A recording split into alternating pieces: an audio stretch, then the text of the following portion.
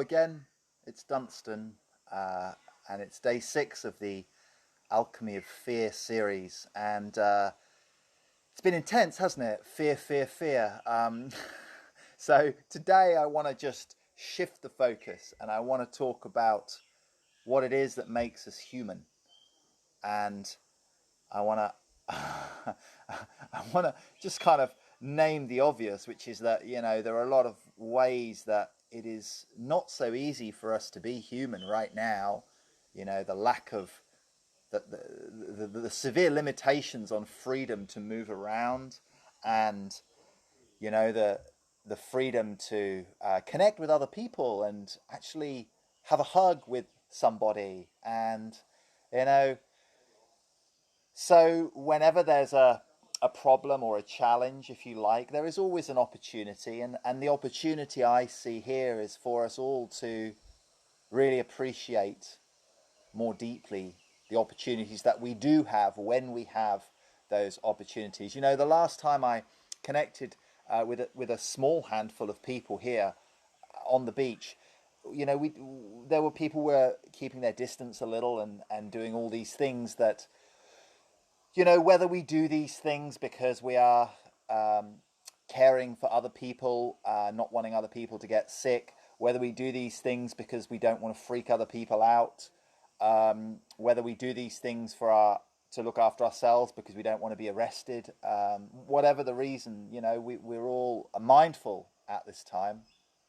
And but what I felt in the air was how much people really did appreciate simple pleasures like being able to sit on the beach. Many people right now are not allowed to sit on the beach, and we may not be allowed to sit on the beach here in future. Um, and it really just helps us to remember how precious these things are. If you're with loved ones, you know how precious it is to be able to have a hug or do whatever you do in physical company, just to sit down with another human being and have a cup of tea. So, as and when we are able to do these things a bit more freely, just it's just precious. And I know it's obvious, but I want to share that with you, and I want to know, what human things are you appreciating?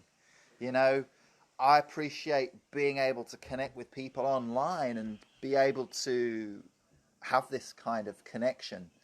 So, if you're doing the 10-day program for Alchemy of Fear, then today's mission is to just write down a list of things that you're grateful for.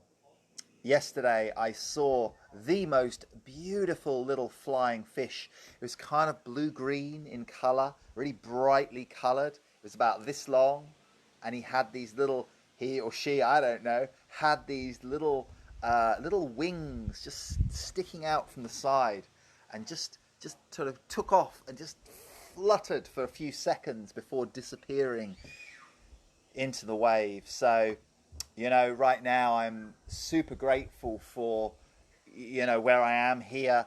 I'm going to see if I can show this to you, just being able to sit and enjoy the fresh air, the view from my balcony. Um, I'm very grateful for people who are, so here's my view. I'm very grateful for the people in my life who are not in a state of fear, who are calm, who are looking within themselves to say, what is it I can give. And this is again coming back to what makes us more human. you know of course we have to take care of our basic human needs, like I got to move house today, no problem. I'm helping out someone who had to leave in a hurry, and they're giving me a great deal. I'm helping pack up some of that person's things. It's a stranger, it's someone I didn't know 2 weeks ago. But helping each other out, giving and receiving. Um, so yeah, I'm also really grateful right now to my friend Michael, who is he's someone who's inspired me to have a fuller relationship with money and wealth and abundance. So yeah, when I was hanging out with him in Asia last year, was it the year before? Might have been the year before. Anyway, he was always looking for, how could he support the local people by giving his money in ways that could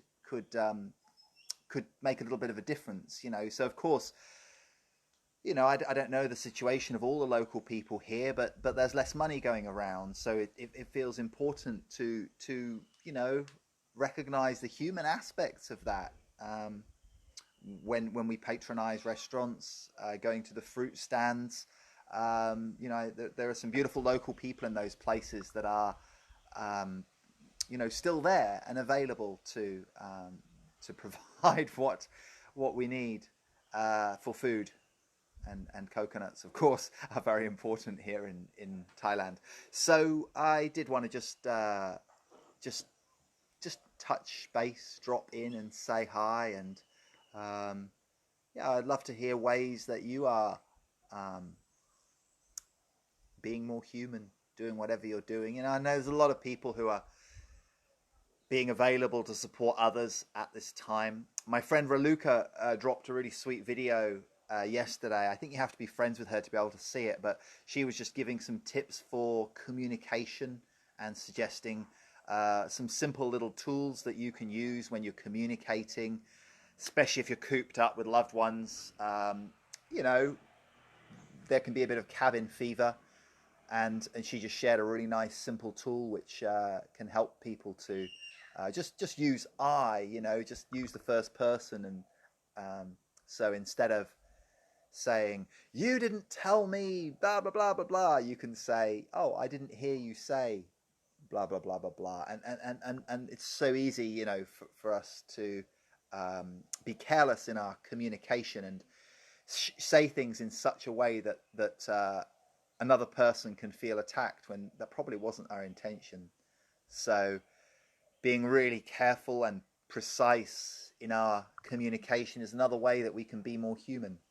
But I'd love to hear your stories. What has touched you recently in this last week?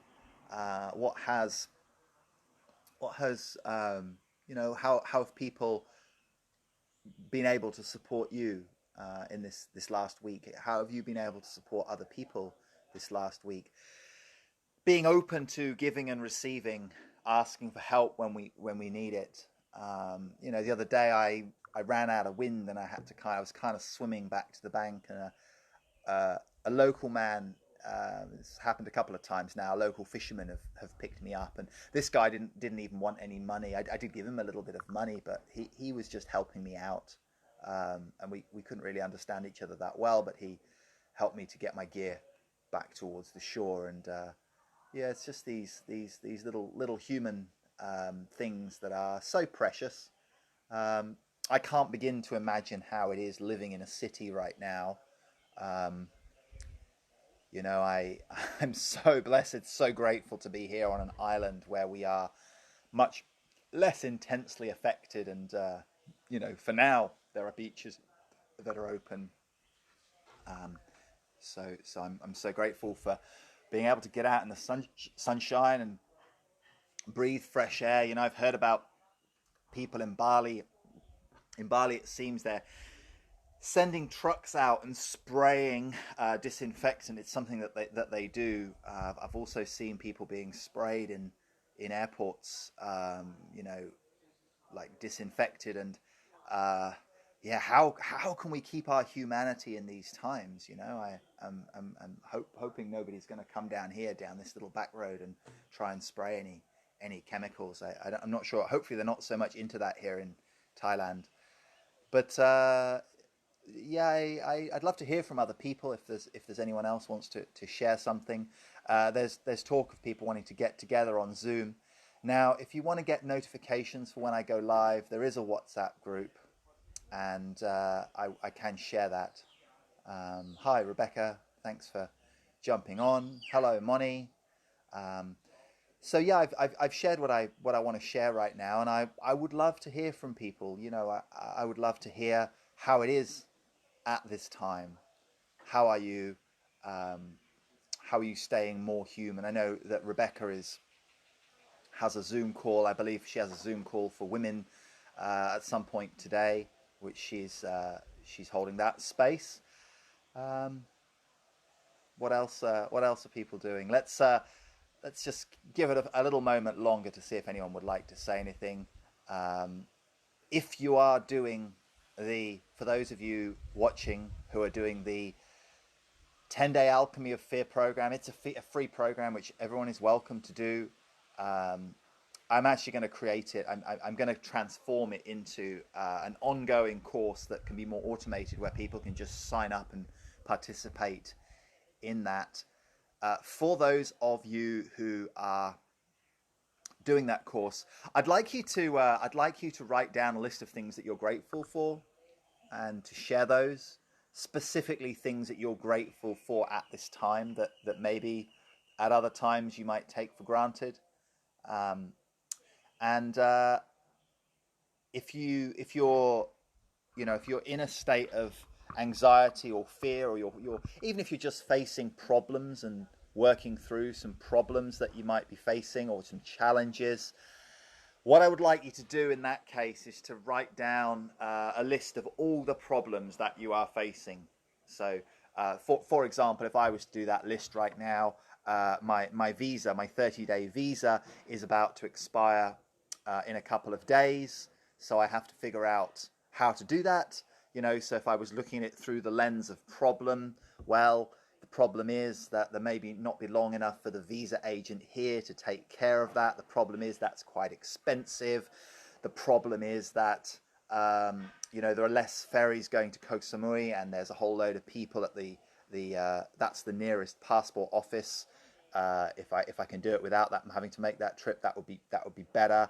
I'm not 100% certain that that's going to be granted, but another problem is my rent's running out today. I have to move, blah blah blah. Now, if I shift that across to looking at opportunity, I could switch into solutions, problem solving. None of those are really big problems for me. They're things that, of course, when there's fear, they can be very challenging to deal with those things because we don't have all our resources. So if you are in a state of fear and you're watching this, then please look back through some of the other videos which give some information and some suggestions for ways that you can, drop your fear level down. If you're in a fear level of above 3 out of 10, then it can be tricky to deal with simple things. I know this sometimes when I'm losing my shit, like just dealing with the simple basics of life can be a lot harder, let alone making decisions. I have made the decision that I would prefer to be here than to be in the UK, where the advice is from the UK embassy is like, get yourself back there if you can, but that's not correct for me. So yes, I am on Koh Phangan. Hi Fanny, good to hear from you, thanks for jumping in. So look, what I see as being the opportunity here for me now is to be available to connect. And a lot of people have said that they really appreciate just being able to hang out with someone that, watch a video of someone who is calm and who isn't fearful. Maybe a little bit, maybe 1 out of 10, because I am keeping an eye on things and wanting to, really stay safe and look after myself and other people. But you see, if you look at this from a state of problem, the problem is that, there are potentially risks in different ways. It is possible that we could infect someone who could infect someone who could infect someone who could die. This is looking through the lens of problem. But if we look through the lens of opportunity, there's actually the opportunity here to really up the level of care that we have on every single level. So physically, caring for other people, also caring for other people in terms of spreading fear. So I know there are some people in the shops in Thailand, like I wear this one kind of when I'm scootering, I wear it on my chin because I feel there's zero risk. But I do know that some people feel upset if they see someone riding around who isn't wearing a mask. And if I go into a shop and the person in the shop is wearing their mask. I feel it polite and respectful to wear my mask like this. A lot of businesses are having pressure to do that. Um, the reasoning is that if you sneeze or you cough, that there can be droplets, which I'm in no way concerned about becoming infected. I'm really not concerned about infecting anybody else. However, it's not too much to ask that I can do that, and that is doing my part to protect other people, and also for other people not to feel fearful. But there's so much of a bigger way that we can care for each other, look after each other. Moni, I'd love to hear how life is. I think you're up there in. Are you in Toronto or no? I think you're in Chicago. That's where you are. So, Moni, I'd love to know how it is in a city in Chicago. How your day-to-day life is affected, and how you can care for other people. Definitely not feeding into people's fears, and it's different for different people. Different people are afraid of different things, but I'm in a very different situation from a lot of people. I'd love to hear from someone in a city how it is. So Fanny, yeah, I'm glad you enjoyed Koh Phangan. Now, when we start to look at when we're looking through a lens of fear, there are things that we can do, and this can be one thing that I don't mind doing anyway. But when we start to look at this through the lens of opportunity, look, I'm gonna let's just get rid of this for now. There's no one else around. I feel a bit silly just wearing that here on my own and talking to you. So, but say like the physical things that we can do, the recommendations, say that's just like one tenth of the things that we can do to actually care for other human beings. Like my friend Joe in London has offered to go and take essential medicines around to people who are, unable or unwilling or would to get out or would prefer to stay at home, and they maybe need some essential supplies. So he's like a little working as a delivery angel, helping take supplies to people who are in some kind of lockdown or quarantine or under martial law or whatever is happening to them. So, yeah, what are people doing to help others is really it's really the name of the game right now. Is how can we care for each other in the highest way? Not just protecting each other from bad things, but how can we go that extra mile? How can we be open in our hearts and available to connection?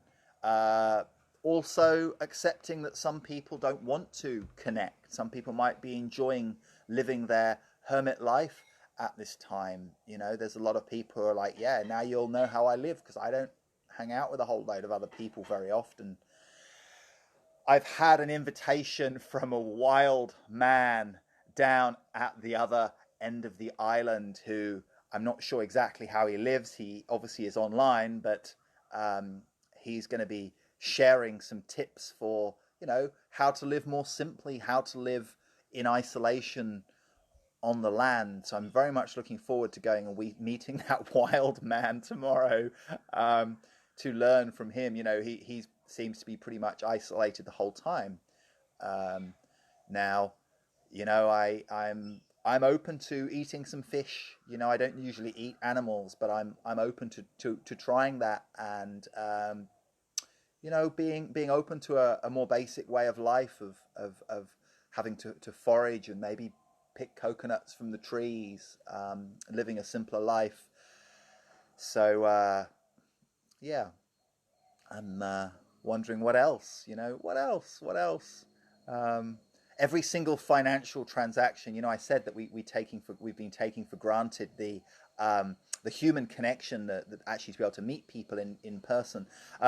Being able to give and receive money. If you may be someone who still has some money and you're doing okay. I mean, there is still money out there, but knowing more than ever now that where you choose to put that money, where you choose to give that money is, it's going to help someone else to meet their basic human requirements. So another little exercise you can do is every time you give someone some cash, it's obviously easier if it's cash or if it's on a card or if it's an electronic transfer.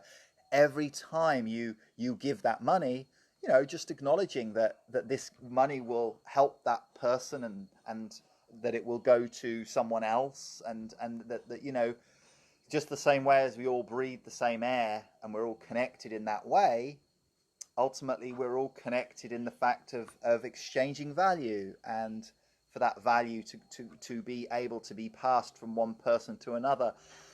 I also want to make the point, a few coaches have been pointing out, this is a great time to buckle your belt, um, tighten up, and be able to, minimize any unnecessary expenses.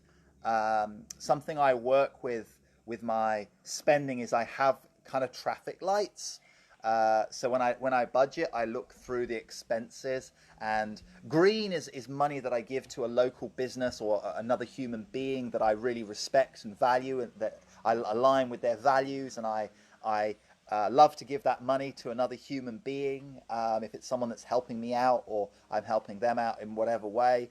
My amber is my red is stuff I really prefer not to spend. So I try and minimize that as much as possible. So for example, having to pay for petrol.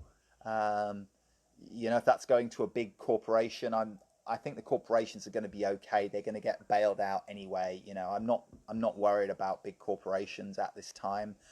And my amber is like medium-sized stuff. So it's also, if I'm giving that money to that person and they're just going to go and buy booze, or but it's kind of like, amber is, yeah, it's okay to give that person money. But so I just try and be aware of, and try and shift my spend across from the red to the amber to the green. So I'm actually consciously, deliberately supporting, whether it's a small spend or a big spend. And in amongst that, like, I am actually really very good at being able to live with very little money. I've been through some times of financial hardship in my past, which have really taught me the magic of being able to live very minimally. So maybe that's an opportunity or a challenge that some people will take on at this time, the challenge of being able to live with very little. There's another beautiful thing about fasting. If there's not enough food to go around, well, great to be able to fast and not need to eat so much food. We probably all overeat anyway. I know I do at times. So it's great to hear from my friend Mark, who is a fellow boater, and he's in Bath. He said it's very odd in the city of Bath. Some people appear very fearful to look and speak to you. I find myself looking at people, careful to work out if it's okay to speak to them. I really resonate with that. I feel like, there's one Thai lady that I go to her stall to get fruit, and sometimes they can even find a durian, which I'm very excited about. And for her, it's kind of like she's very jovial. She's joking. We had a little joke about, she's obviously concerned the police are going to come round. She had a visit from the police yesterday, so we're playing that game of, okay, it's kind of like peekaboo. It's like, oh, we got to wear the mask now, and we there's a bit of light-hearted banter there. And at the same time, there are people in Thailand, like, I went round to look at a room, and she was like, "What are you doing here? Like, why are you here?" So obviously my presence wasn't welcome there, so I left pretty quickly. So yeah, it's interesting, isn't it, Mark? I guess there's different ways of doing social distancing. If that's something you're choosing to do, if you're forced to do that, or if you're recommended to do that, or you're choosing to do that for whatever reason, there are. Of course, the moment you lose being able to see this part of someone's face, all you can see is their eyes. So, it's an opportunity to be able to, like Mark said, to start to be really good at reading body language. Does this person want to talk to me. You know, apparently if we are, you know, 2 meters or more apart from each other and there's no physical contact, I've not heard anyone say that you can't talk to other people and be warm and be open and be friendly. We need people to be friendly more than ever. Of course, respecting if people don't want to, you know, people who want to stay away from each other and are in fear. That's cool. Let's respect that. So you know, we all doing this anyway. I don't even need to. I feel a bit stupid even saying it, but I know some people find it helpful to have me put this experience into words. Anyway, Mark, you've done that. You know, you're. I'm wondering, are you? I'm guessing you're still on the river, down there. Moni is sharing that she's in Chicago under shelter at home orders not to leave our homes outside of necessities. Everything is closed, even parks and beaches. So I guess there are some places like here where we're still allowed to go and do leisure activities. So go for a walk. I mean, I quite like going out on my own anyway. You know, go out, ride my scooter, go to the beach. You know, I think those of us that have that are still pretty lucky. A lot of places have had the leisure stuff locked down. You know, whether you're allowed to just walk the dog or you're just allowed to go out of the house once, or whatever. But Moni says lots of communicating though, especially grateful to DJ friends live streaming so we can enjoy that together. Yeah, I've got friends in like my friend Haley in Bristol has taken her yoga classes online. You know, I know a lot of people who are, you know, they've shifted to online offerings. So, you know, yoga online, why not? People who are DJs saying, yeah, I'll stream online. I mean, it's definitely not as good as meeting up in real person for most people, but hey, it's good to make the most of what we have and what we can do. So if anyone is watching this and would like to do something online and would like to learn how to use Zoom, I have a bit of experience with using Zoom, and I can help people with that. A few people who've said yes to that, and if there's anyone else who wants to know how to use Zoom more effectively, you could just be to connect with family and friends and loved ones, or it could be to use that in a professional way to give your gifts. The cool thing about Zoom is that people can come together, so you can have everybody's face on the screen. This is a bit one-sided. It's a bit more of a broadcast. I prefer the back and forth. So, you know, for anyone that watches, those little thumbs up, those little likes, little hearts, the little comments, actually, especially when I'm broadcasting live, make a big difference for me because it gives me energy to work with, being as I'm a projector in human design. I am going to wrap up now. Thank you for watching. Like I said, it makes a huge difference. Thank you for being here live. Moni, Rebecca, Mark, and Fanny as well. Sending a whole load of love. And I'll catch you guys real soon. Ciao for now.